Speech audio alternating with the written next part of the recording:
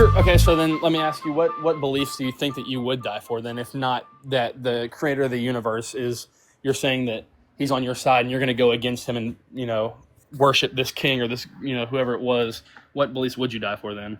Oh, I don't know. I mean, uh, I don't know. Like the way things are going in America today, I can imagine like people are being put in jail for unbelievably stupid things like anti-Semitism that isn't anti-Semitism, right? Sure. And like, I don't know. Like, yeah, I maybe I am a coward. If the whole world turned into this, or the whole country turned into this unthinkable Handmaid's Tale, what are those books called? Hunger Games. If the country turned into the most bizarro version of that, and they found me an atheist and rounded me up and put me on the 50-yard line of the Super Bowl and put a gun to my head and said, pledge your undying loyalty to Israel or die. I don't know. I guess maybe I would say it because I don't want to die, because I think life is the only thing that I get. So maybe I'm a coward, but I don't know what I would die for, I guess. Yeah, I don't think the value of life makes you a coward necessarily. I wouldn't say that at all. I see where you're coming from for sure. I don't know that that's going anywhere. How about there's being no evidence of God? Is that something you care to touch on, or has that been worn out this live? I've only been here for about 5 minutes, so I didn't know if that was something I've already kind of ran through. That first guy was the first dude I've talked to today. So okay, cool, perfect. Okay, so where else in the universe do we see life coming from non-life? I mean, I feel like that's a pretty big one. Like, where do we see a creation come from without a creator? Well, you're kind of begging the question. You're just saying that it is created. But so you kind of like somehow managed to ask three different questions. So when it comes to the universe, we haven't looked. Like we just have not. This galaxy alone probably has 1 trillion planets on it, which is just absurd to think about. We only know of the existence of about 5,000 planets outside our solar system, but like our ability to detect them is just like literally the instruments are sensitive enough to see. Like it's like if it were a picture, the picture would be like the size of like I don't know, a basketball court, but the data about the exoplanet would represent like a couple of pixels on that blown up picture. We do have technology that is sensitive enough to do those kinds of things, but so like knowing of the existence of these planets versus saying we've and therefore we can say there's no life on these planets.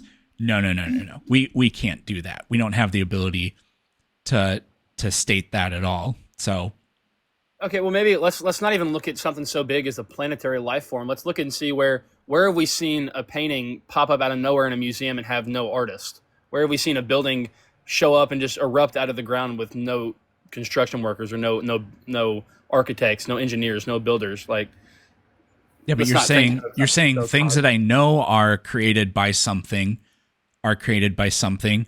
Therefore, everything that exists is created. It's just like question begging. So what you'd want to do is ask yourself, what would the universe look like if God didn't exist?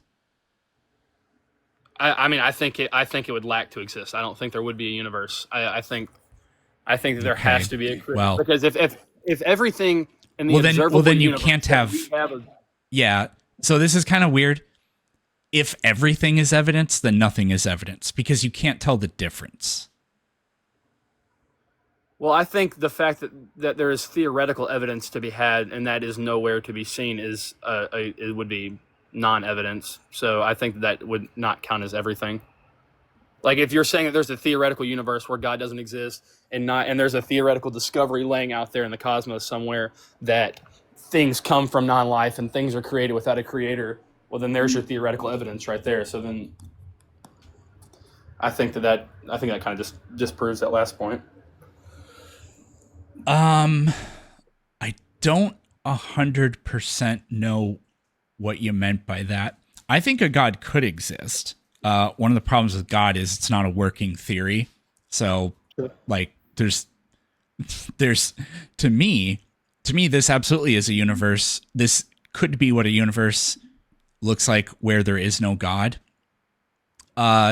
Because we don't know what kinds of universes gods make. We just don't know that. And I think all the arguments fall apart for it, and actually they work against what the person is trying to prove. And they also, if they don't work against it, they actually explain infinite other hypotheses equally as well. So it doesn't get you to the specific thing they're trying to explain anyways. But if we want to like if we can talk about life from non-life, I mean, life is literally just chemistry.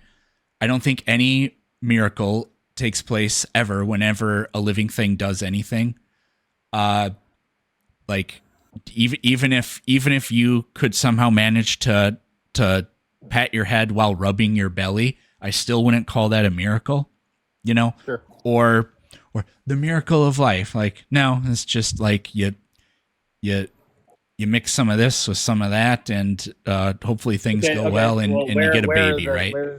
Where are the amounts of this and that coming from? I mean, again, it all goes back to having a creator. You can't argue a point about creation and how it just being random things that have come together, but those random things aren't random. They came from somewhere.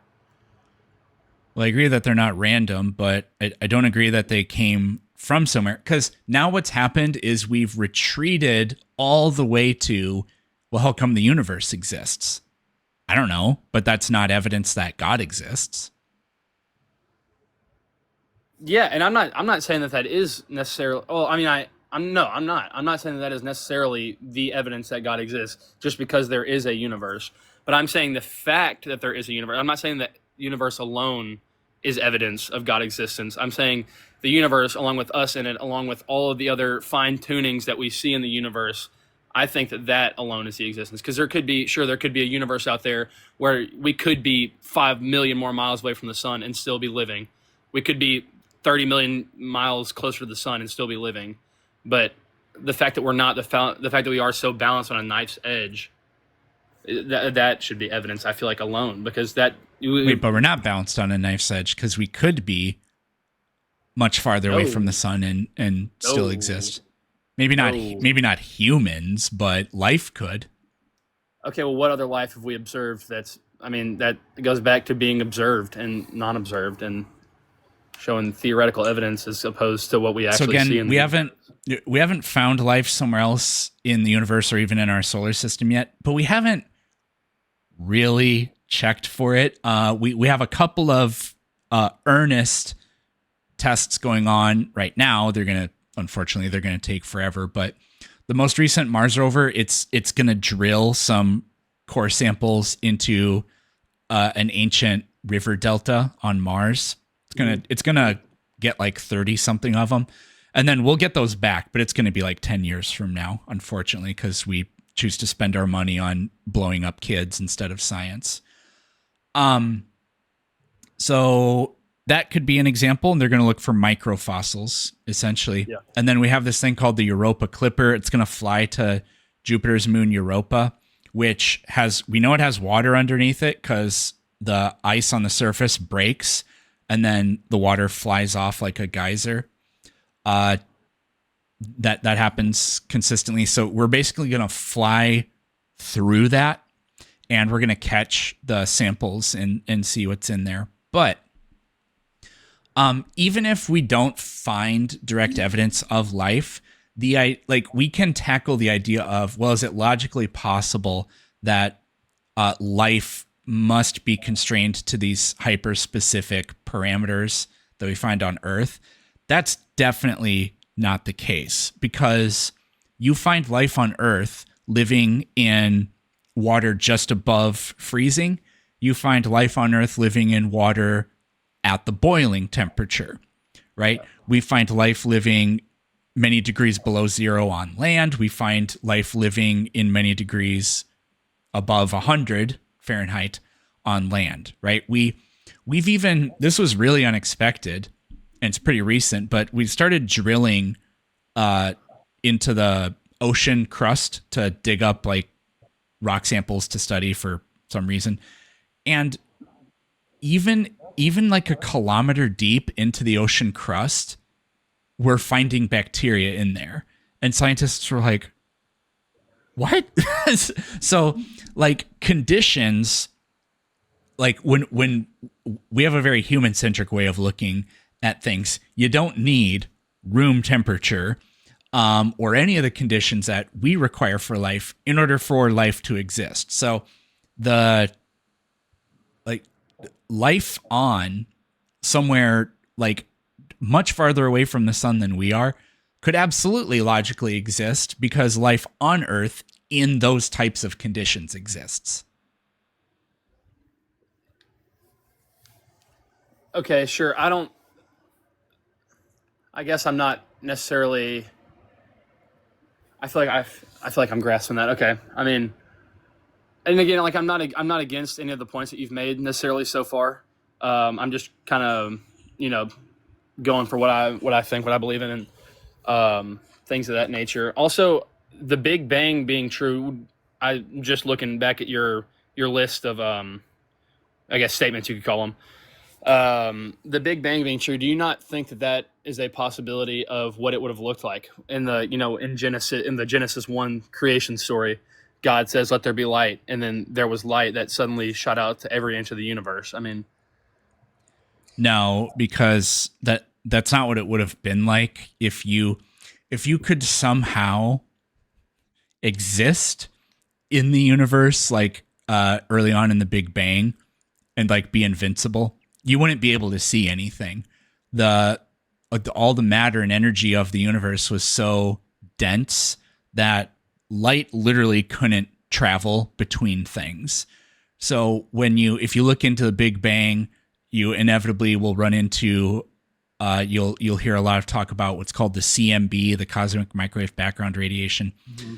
Yeah. That was radiation where it was like the first time in the history of the universe where radiation was actually free to propagate through the universe. But that took almost 400,000 years. So if you'd be back like in the universe during creation or whatever, it would be like being buried in cement and then being asked, what do you see? You wouldn't be able to see anything at all. But also, we have a pretty good understanding of what Genesis 1 is really saying. And it's saying something to the effect of when God began forming the heavens and the earth was devoid of any form. So the earth is there and God begins sculpting it. It doesn't describe a sort of like ex nihilo creation or whatever. I mean, you could argue that maybe God created the plants and the animals in that way, but it doesn't describe the universe really being created by God. Things, yes. Universe, no. More or less, I agree with that. But I mean, you can't say that it would have been, so many years before something happened because, but I mean, God, it says in the beginning, God, in the beginning, God created. Time was not in existence, before God. God is outside of time. That's the whole idea of an omnipotent, omniscient God.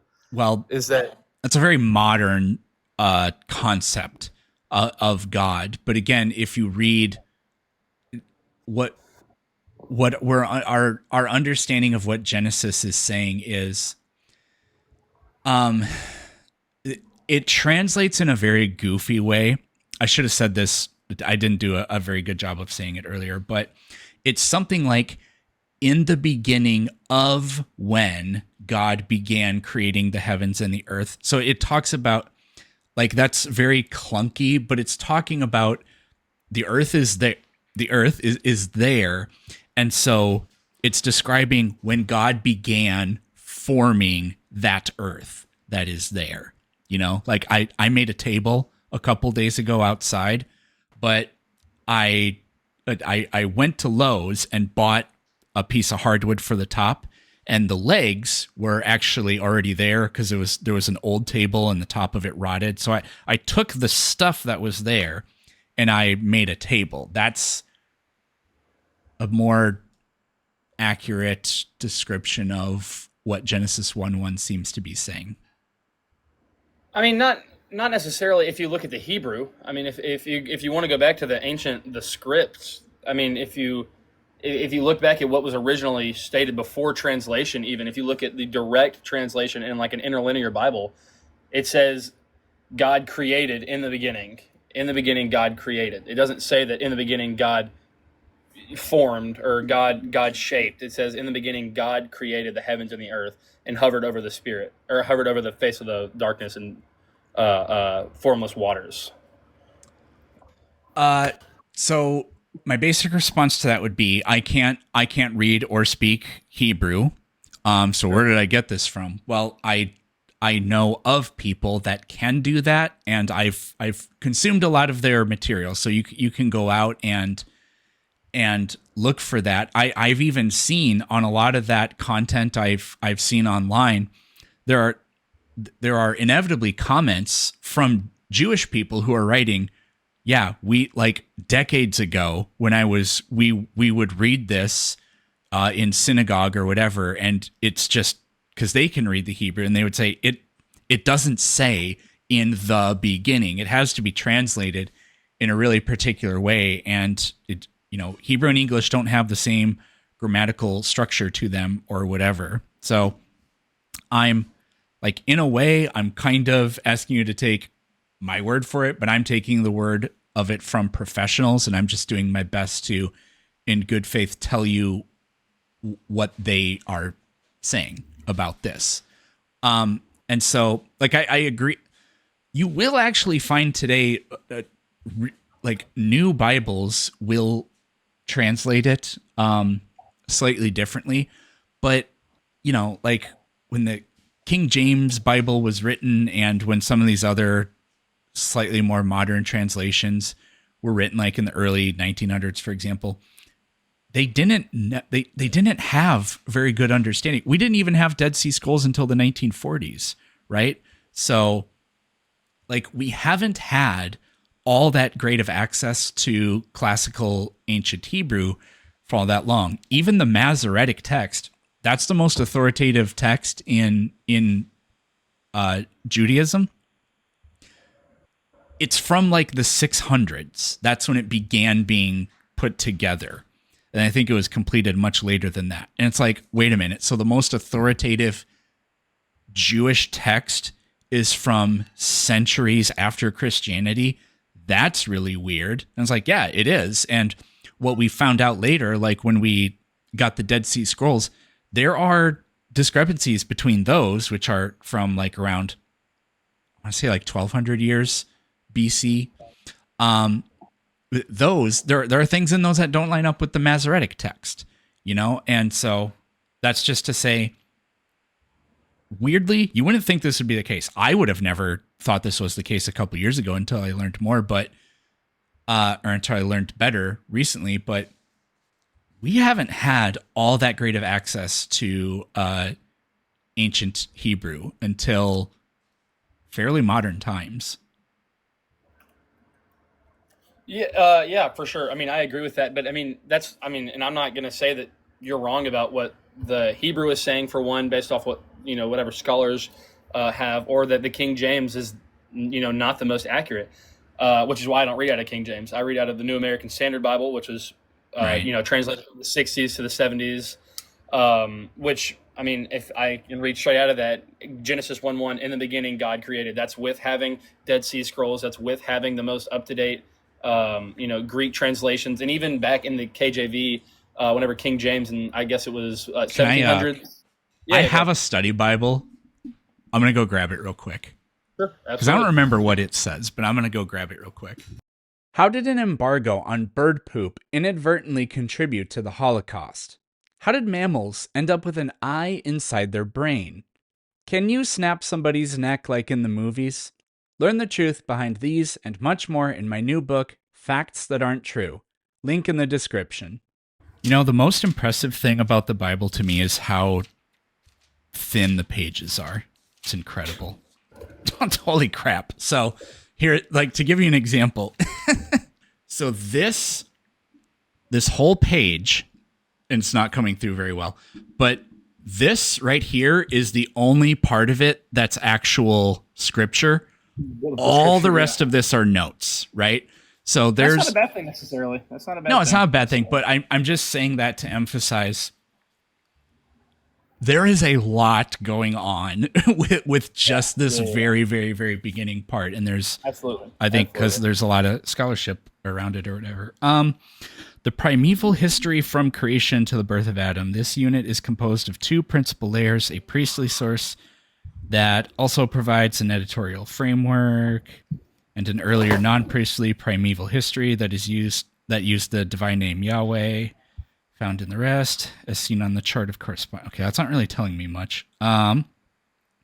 The priestly account of creation represents God as king, creating the universe by decreeing 6 days and resting on the seventh. Scholars differ on whether the verse is to be translated as an independent sentence, even a title summarizing what follows, and this is with respect to verse 1:1.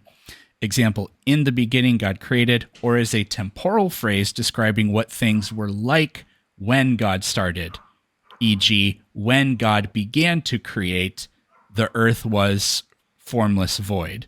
In either case, the text does not describe creation out of nothing, and other ancient cosmogonies. And then, I mean, it goes on from there, but I'd be interested. What version is that one? NRSV. NRSV. Okay, that's new? Yeah, it's specifically it's the New Oxford Annotated Bible, and it's got the Apocrypha.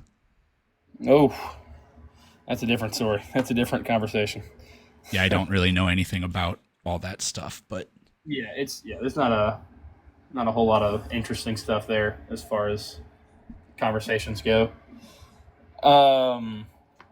So kind of, can you reread this, like the meat of that, just that one sentence about where it says not necessarily out of nothing. Oh shit! Oh, just close it? All right. But I put it away.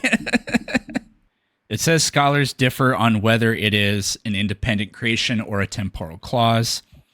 But then after that, it says, in either case, the text does not describe creation out of nothing. And then in parentheses, it says, contrast 2 Maccabees chapter 7, verse 28. And then from there on, it goes to, it moves on from verse 1 and goes on to verse 2. So I didn't read anything after that. But like Genesis 2, 4 through 6, and other ancient, I did read that part. Genesis 1:2 begins with a description of how things were before. Oh, maybe I should have kept reading. Describes how things were before creation. The initial focus on earth was an uninhabitable mass submerged in waters. Sets the stage for God's transformation of it into a livable habitat on days 2 and 3. Christian interpreters have often seen the spirit of the Trinity later in the verse, the wind of God, so on and so forth. That's not really got anything to do with creation. And again, I think the point we were kind of talking about there was whether or not there was nothing whenever God started creation. Am I correct? Is that what we were kind of getting at there? Yeah. Yeah. I'm not, again, so Oxford, I mean, I'm not even gonna try to attempt to say I'm as smart as, an Oxford scholar. I'm a freshman in college, so I mean, I'm not obviously anywhere near that level of intelligence yet, at least, But I think when you read, I guess for a closing here, to let someone else have the stage, I think that if when you look straight from the Hebrew, when you look at newer translations, and again, the NRSV is newer, it's from the 80s and 90s, I think, or something like that. But when you get down to it, the straight semantics of the language, the original language, it clearly states created. So that's I guess that's where I'll leave it for now. Well, yeah, the word can mean that, but you have to understand how does that word relate to other things, and so there. For sure. And I can't speak Hebrew, and I don't commit to memory all the things because I've listened to people talk about specifically what the words in Hebrew are, and how they're used. And so they say, like, you know, you can take a word and in Hebrew, you just modify it slightly and that completely changes, you know, the meaning of it. And then they use all these grammatical concepts and terms like There's a whole lot of them. I don't know what any of them mean. Yeah. It's weird. I speak English, but I don't know what the words that describe the language actually mean.